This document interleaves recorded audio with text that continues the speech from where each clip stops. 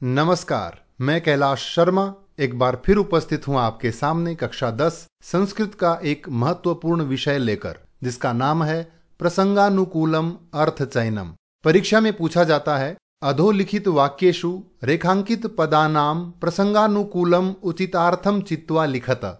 एक वाक्य दिया जाता है जिसमें कोई शब्द रेखांकित होता है, प्रसंग के अनुसार हमें उस शब्द का अर्थ बताना होता है। तो आइए शुरुआत करते हैं। पहला वाक्य है दुर्वहम अत्र जीवितम जातम। अत्र जीवितम दुर्वहम जातम, यानी यहाँ जीना कठिन हो गया है। तो दुर्वहम का अर्थ हुआ दुष्करम या कठिनम। विद्यार्थी ध्यान दें, इस प्रश्न में 4 विकल्प दिए जाएंगे। उन विकल्पों में से आपको सही विकल्प चुनना होगा। यहाँ हम सही उत्तर लिख रहे हैं। दूसरा वाक्य है वायुमंडलम भृशम दूषितम। वायुमंडल बहुत ज्यादा दूषित है। तो भृशम का अर्थ हुआ अत्यधिकम, यानी बहुत ज्यादा। तीसरा वाक्य है वाष्पयान माला संधावती वितरंती ध्वानम। वाष्पयान माला यानी रेलगाड़ियां ध्वानम वितरंती अर्थात ध्वनि आवाज करती हुई संधावती दौड़ रही हैं। तो ध्वानम का अर्थ हुआ ध्वनिम यानी आवाज। अगला वाक्य है पाषाणी सभ्यता निसर्गे स्यान्न समाविष्टा। पाषाणी सभ्यता, ये पत्थरों वाली सभ्यता, निसर्गे यानी प्रकृति में न समाविष्टा स्यात्, समाविष्ट नहीं होनी चाहिए। तो निसर्गे का अर्थ क्या हुआ? प्रकृत्याम यानी प्रकृति में। अगले उदाहरण हैं सा व्याघ्रम आगच्छन्तम दृष्ट्वा धार्ष्ट्यात् पुत्रौ चपेटया प्रहृत्य जगाद।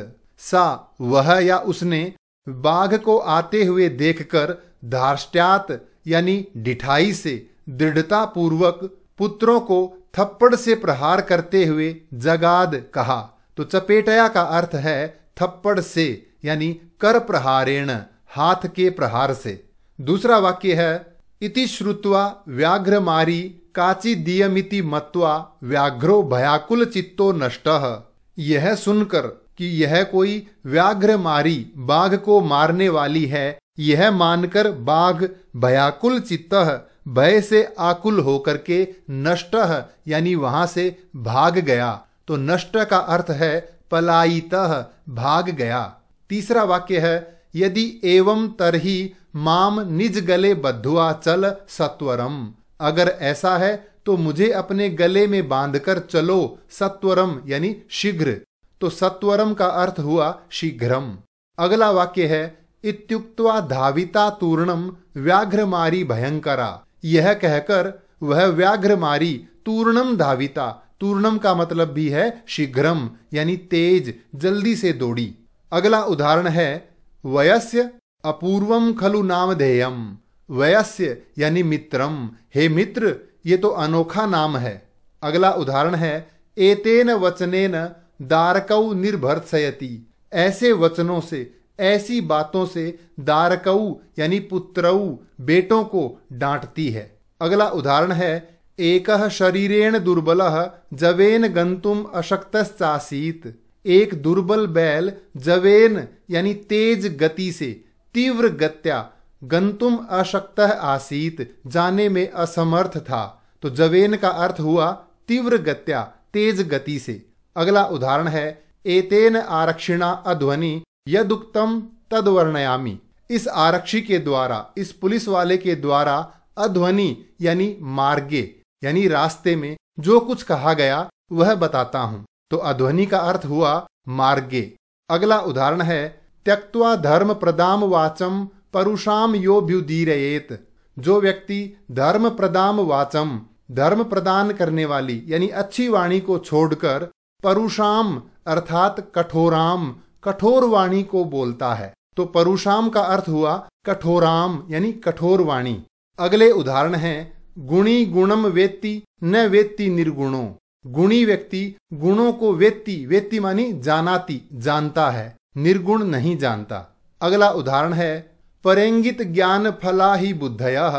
बुद्धयः यानी मतयः अर्थात बुद्धिमन्तः, यानी बुद्धिमान लोग दूसरों के इशारे मात्र से समझने वाले होते हैं। तो बुद्धय का अर्थ मतयः और बुद्धिमन्तः दोनों लिख सकते हैं।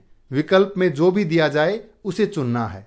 अगला उदाहरण है अश्वश्चेद धावने वीरः भारस्य वहने खरः।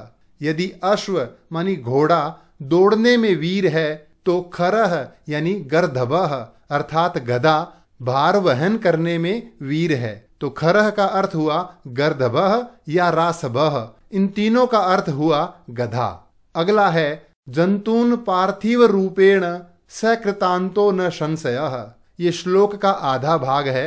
इसमें कहा है जो जंतुओं की रक्षा नहीं करता सह कृतांतः, कृतांतः मानी यमराजः, न संशयः, इसमें कोई संशय नहीं है। यानी जो जंतुओं की रक्षा नहीं करता वो तो यमराज जैसा है। तो कृतांतः का अर्थ हुआ यमराजः। अगला उदाहरण है अरे अरे किम जल्पसी। अरे अरे तुम क्या कह रही हो। तो जल्पसी का अर्थ है वदसी, यानी व्यर्थ की बातें कर रही हो। आगे के उदाहरण हैं उभौ शवमानीय एकस्मिन् चत्वरे स्थापितवन्तौ। उभौ दोनों ने, आरक्षी और अभियुक्त दोनों ने शव को लाकर एकस्मिन् चत्वरे, एक चत्वरे, चत्वरे मानी चबूतरे पर या चौराहे पर रख दिया। तो चत्वरे का अर्थ है चतुष्पथे। अगला उदाहरण है अनृतम वदसी चेत काकः दशेत। झूठ बोलोगे तो कौवा काटेगा। तो अनृतम का अर्थ क्या हुआ, असत्यम यानी झूठ। अगला उदाहरण है अतः वन्य जंतूनाम रक्षायै वयमेव क्षमाः। अतः वन्य जीव जंतुओं की रक्षा करने के लिए हम लोग ही क्षमाः यानी समर्थाः अर्थात समर्थ हैं। तो क्षमा का अर्थ हुआ समर्थाः। अगला उदाहरण है कथम मिथः कलहम कुर्वन्ति। क्यों आपस में कलह कर रहे हो। तो मिथः का अर्थ हुआ परस्परम यानी आपस में। अगला उदाहरण है अंगुष्ठोदक मात्रेण शफरी फुरफुरायते।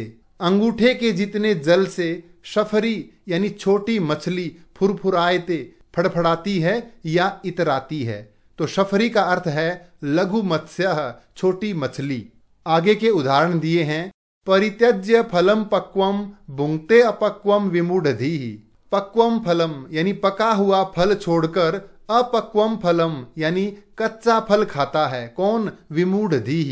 कौन है ये, मूर्खः यानी मूर्ख व्यक्ति।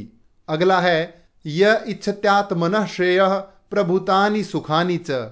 जो व्यक्ति अपना भला चाहता है और अनेक सुख चाहता है। तो प्रभुतानि का अर्थ हुआ अत्यधिकानि। अगला है एकेन राजहंसेन या शोभा सरसो भवेत। एक राजहंस के द्वारा जो शोभा सरसः यानी तड़ागस्य सरोवरस्य तालाब की होती है। यानी एक तालाब की शोभा एक राजहंस से होती है। तो सरसः का अर्थ है तड़ागस्य या सरोवरस्य। अगला है न्यंबुनि यत्र नलिनानि निषेवितानि। ये अंबुनि शब्द है। नी जो अक्षर है वो पिछली लाइन का है। तो अंबुनि यत्र नलिनानि निषेवितानि। तो नलिनानि का अर्थ है कमलानि यानी कमल। अगला है आपे धीरे अंबर पथम परितः पतंगाः। पतंगाः का अर्थ है खगाः यानी अंबर पथ में, आकाश में चारों ओर पक्षी उड़ रहे हैं।